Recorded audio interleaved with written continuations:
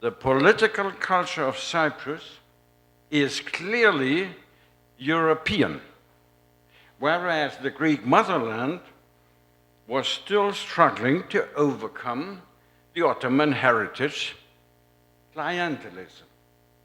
In Greek, pelatiasmos. There is no doubt that clientelism exists in Western Europe as well. But what is the decisive difference between the kind of political clientelism of Western Europe and that of Greece and most of the Balkan countries? European political clientelism is the relationship between a party and a special social group. For example, in Germany, the liberals have a special connection to the hotel owners and the dentists. In Greece and most other countries in Southeastern Europe, which had been part of the Ottoman Empire, clientelism is a system embracing the whole society. The whole political life is based on clientelism. There is no political life outside clientelism. It is indeed fascinating to see how two former parts of the Ottoman Empire developed so differently. Greece became independent in 1830, and Cyprus came into the British orbit in 1878. One can safely assume that the starting conditions were identical. Political life in the Ottoman Empire was based on the so-called muhtar system. The muhtars were the elected village presidents and mostly the greatest local landowners. These local notables slowly acquired a double function. They became the leaders and guardians of the local population, and at the same time, the objects of Ottoman repression if something went wrong in the sphere of their responsibility. They protected the locals from Ottoman overlords, and thus gaining prestige and power in the eyes of their locals. As a quid pro quo for their intercession, they expected loyalty from their local wards. In course of time, these notables became rich, and because of their position and wealth acquired through their position, enabled them to obtain even more powerful positions. They became usurers. Money lending became a solid basis of the growing dependency of the peasant to the patron. The usual interest of a loan amounted to 30%.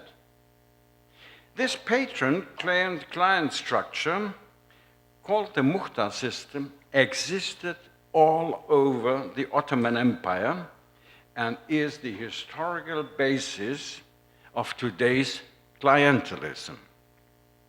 When in 1821 the Greek struggle for independence began, these clientelistic structures were the only existing nuclei of crystallization for a political organization of the struggle. During the struggle, these structures grew horizontally and vertically, forming pyramidal clientelistic networks. But since the muhtars did not have any military experience, they had to take recourse to the leaders of the kleftes, honorable bandits. Living in the mountains outside Ottoman control, and when independence came, these bandit leaders became part of the clientelistic leadership and continued to conduct their trade in politics now. Thus, clientelism became a system of government. When King Otto came to Greece, there was no other governmental structure. He could not run the country with the help of a handful of Bavarian bureaucrats, but he had to take recourse to the existing clientelistic networks. By taking over civil administration responsibilities, the patrons gained access to money of the state. Thus, clientelism changed its character. The patrons began to meddle in politics and quickly learned that the clientelistic system could be used for political purposes. The patrons used their political position and power to accord favors, rosfetya, in Turkish it's the same word, to their clients by stealing money which belonged to the state. These rosfetya could be direct financial favors or a secure job in the civil service, which thus began to be more and more inflated. In turn, the patrons expected their clients to vote for them in the next election. The political parties existing in this system were the clientele of the party leader. The state became an object of exploitation by the chiefs of the respective clientelistic pyramids. Trading of posts, patronage, a spoils system, and the total corruption of the state administration, the judicial system, and even the military were the rule. The buying of votes and the falsifying of election results were the normal feature of political life. Towards the end of the 19th century, a Greek deputy called this system political procuration. In the 20th century, not much changed. The political parties had nothing in common with their European counterparts except the name. Party programs, party organization, or party congresses were unknown, let alone the forming of a political will by discussion from the bottom to the top. The party was the clientele of the party leader, and he alone decided about the party's course. Conflicts within a party led to the breaking off of sub-networks. Party loyalty depended on the rosfetya, which the party leader was able to convert to his clients. Change of power came about when sub-networks shifted their loyalty from one party to another. This just happened in Greece. In parliamentary elections, the Greek voter did not vote for a party, but against that party which had not done him the expected favor of rosfeti during the previous legislative period. Only parties which ruled at times had access at the state's funds. Clientelism survived even the great crisis of the 20th century. It proved to be so deeply rooted in society that it was able to force the two central ideologies of the century to adapt itself to it. In the Balkans, fascism became clientelistic fascism. That is, the ideological features were taken over, but adapted to this system. Instead of creating a fascist mass party, which would have been totally alien to the system, the people as a whole were declared the clientele of the fascist leader, literally from the diary of Metaxas. The same happened with the communist dictatorships after World War II. Ceausescu's system, for example, can be described as clientelistic communism. After the Greek Civil War, clientelism became even stronger. In the 1950s and 60s, Karamanlis' ERE and Papandreou's Center Union became clientelistic networks. So were PASOK and Nea Demokratia, and today, if they could steal money, Syriza. The clientelistic structure was even strengthened by Greece's accession to the European Union and later to the euro currency. Now the amount of money which could be distributed as Rusfetia increased enormously. Now the oligarchy could really enrich themselves, and cheap money induced normal people to lead a life on credit. For almost 2 decades, Greece encountered an unprecedented prosperity, but it was a prosperity on credit. It ended in the present crisis. But let us now take a look at developments in Cyprus. As we stated before, the starting conditions of the Ottoman provinces Greece and Cyprus were identical. But as there was no struggle for independence against the Ottomans, the Muhtars did not organize themselves in horizontal and vertical networks. When the British took over, they integrated the Muhtars, the notables, in their ruling system by making them members of the Legislative Council. But they kept them away from the state's funds. Thus, the notables could not distribute Rusfetia on the basis of stolen money. Thus, the Cypriot oligarchy was never able to create a hierarchical, clientelistic network like in Greece. Additionally, the British withdrew enormous sums out of Cyprus to pay the interest of the so-called Cyprus tribute to the British shareholders. For many years, Cyprus remained a very poor country.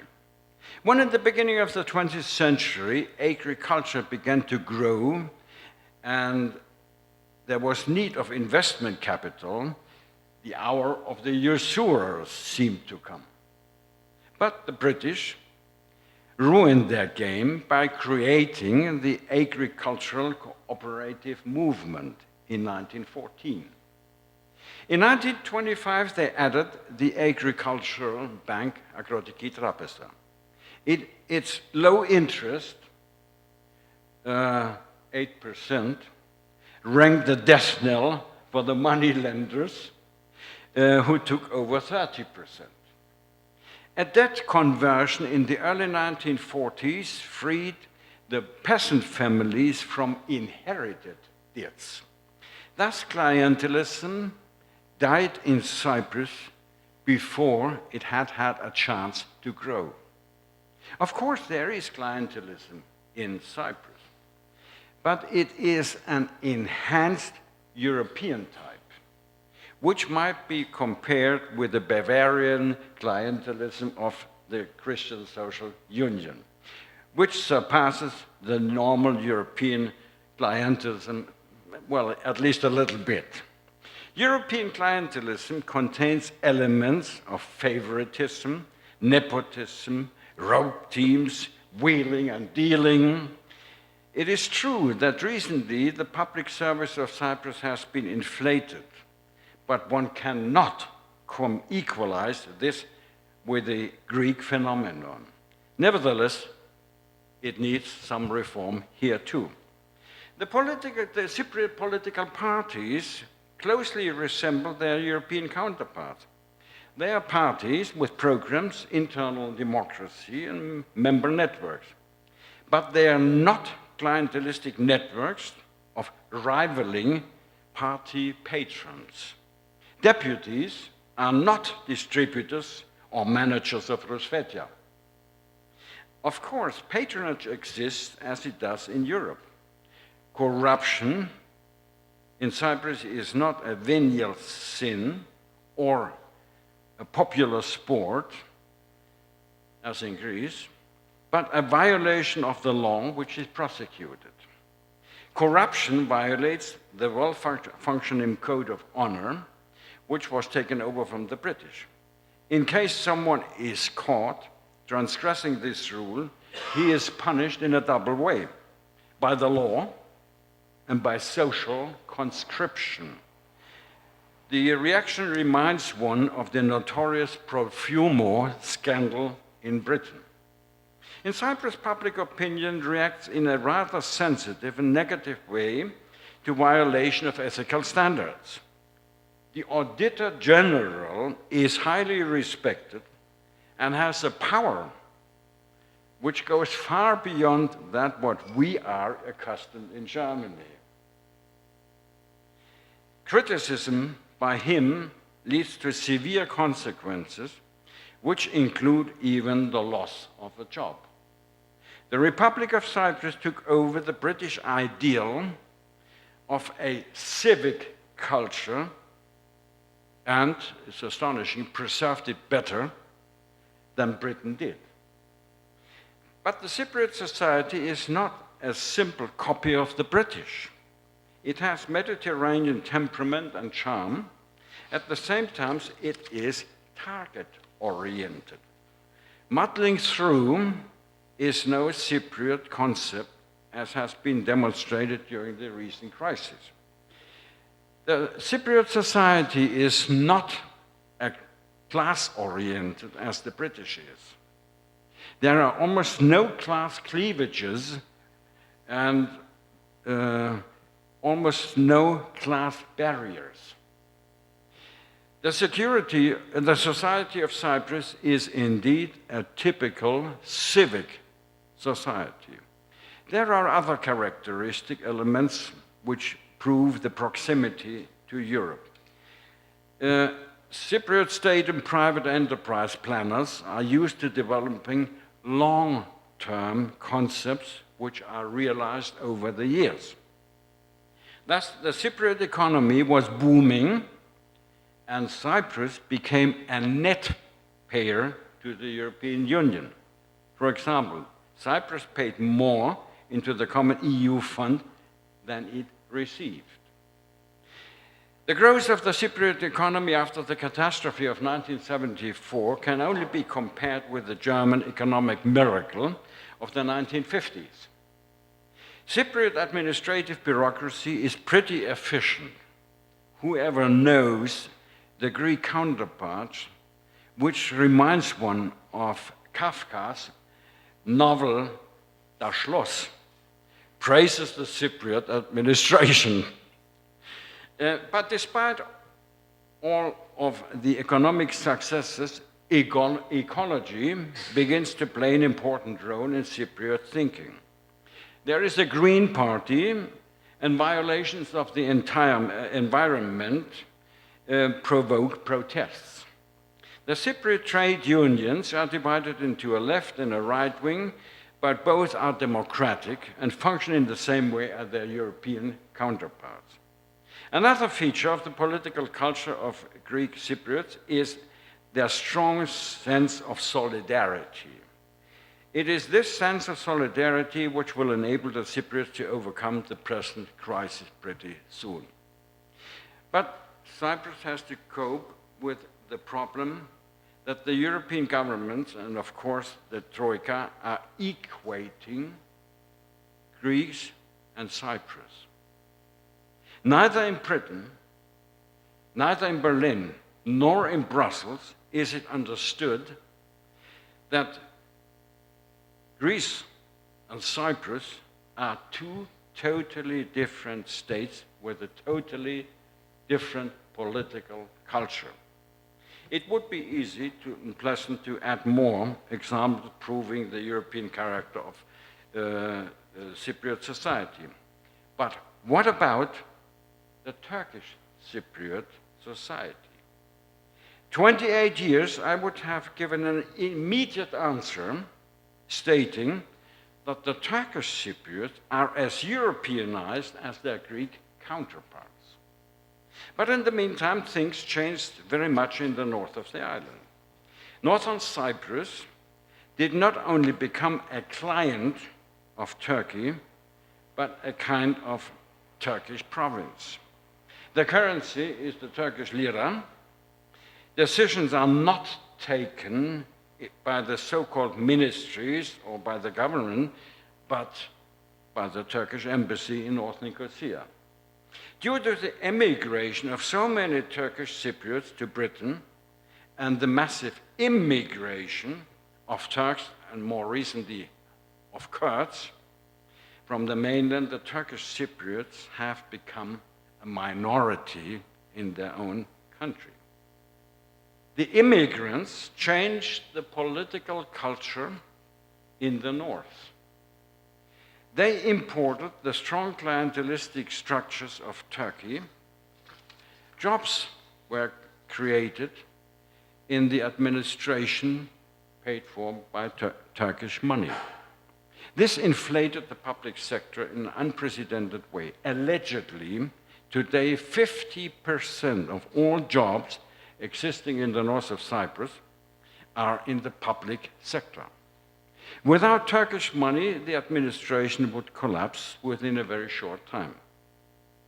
The political parties have become clientelistic networks, as in Turkey. They are controlled by Turkey. The last president was a kind of stooge of Ankara. The newly elected president, Mustafa Akinci, seems to be ready to negotiate seriously with the Greek Cypriot side. Success depends on the policy of Mr. Erdogan. The change of the political culture in the north will present a very difficult obstacle for a reunification. Before I come to the end of my analysis, I would like to make a few remarks on the political culture of Turkey. There is not the slightest doubt that the political culture of Turkey is based on clientelism as well.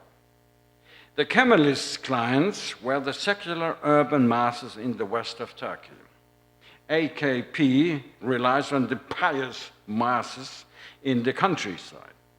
The present economic growth is caused by AKP investments in these areas, which triggered a boom.